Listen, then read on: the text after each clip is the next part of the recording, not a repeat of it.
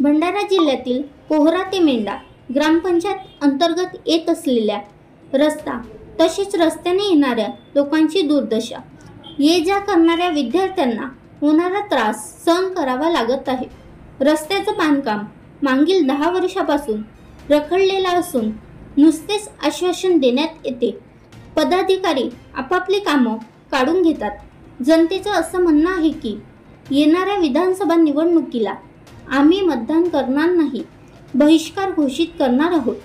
यावेळी ग्रामपंचायत सदस्य नागसेनाजी शेंडे, आशा वर्कर पंधरे सोबत सुधाकरजी चारमोडे, नीलकंठजी वरठे, कोतवाल पंढरे यांची उपस्थिती होती। कुणाल राऊत, तालुका प्रतिनिधी लाखनी। आमच्या गावचा रस्ता हा कमीत कमी 10 वर्षापासून गड्डे पडलेले आहेत। तरी पण प्रशासक किंवा राजकारणी लोक, ज्या खास करून आमच्या गावात क्षेत्राचे आमदार साहेब नानाभाऊ यांनी आश्वासन दिले होते की विद्याबाई कुमरे हे उपोषणले बसले होते।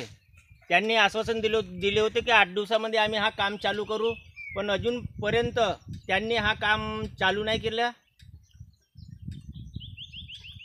माझी अशी अपेक्षा आहे की त्यांनी लवकरात लवकर हा काम चालू करावं। आणि शाळा सुरू झाल्यामुळे विद्यार्थ्याला खूप त्रास होऊन राहिला ना। हां, आणि शाळा चालू झालेली आहे, तरी पण आता विद्यार्थ्यांना खूप त्रास होत आहे। हा एकच रोड आहे शाळेकरिता जाण्याकरिता, तरी पण विद्याबाई कुमरे जिल्हा सदस्य तसेच नानाभाऊजी पटोळे यांनी ह्या रोडाकडे लवकरात लवकर लक्ष देण्याची कृपा करा। आज तारीख 5/7/2024ला सकाळी बोलणं झालं माझं कुमरेबाईसोबत।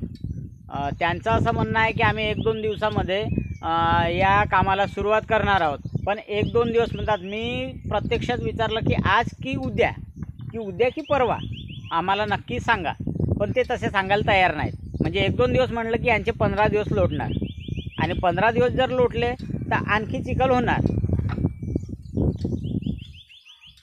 बोला। आमदारांना असं वाटते का मेंढ्या गावात जनावर राहून राहिले, माणसं नाही राहत, असं त्या आमदारांना वाटते। बरोबर आहे ना। त्यांना आमदारांना काही लेणं देणं नाही आमच्या मेंढ्या गावासोबत। काय त्यांना ते एवढं असं फरक पडते की मला मेंढ्या गावचे होट नाही मिळाले तरी चालते, मी निवडून येतो, हे त्यांची म्हणजे मिसअंडरस्टँडिंग आहे।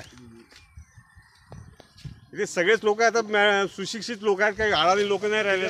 बघा, हाच तो रस्ता बघा, येणारे पळता पळता वाचलेत।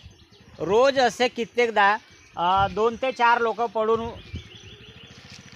पूर्ण मळून आपल्या घरी जात असतात याच रस्त्याने। बघा रस्त्यावर किती पाणी साचून आहे। बनवा व्हिडिओ, पाठवा व्हिडिओ, आम्ही तुमच्या न्याय हक्कासाठी लढा देऊ। ताज्या बातम्या व घडामोडींसाठी पाहत राहा फक्त महाराष्ट्र लाईव्ह न्यूज। आजच आमच्या चॅनलला सबस्क्राईब करा, शेअर करा, कमेंट करा, आणि हो, बेल आयकॉन दबायला विसरू नका। जय महाराष्ट्र।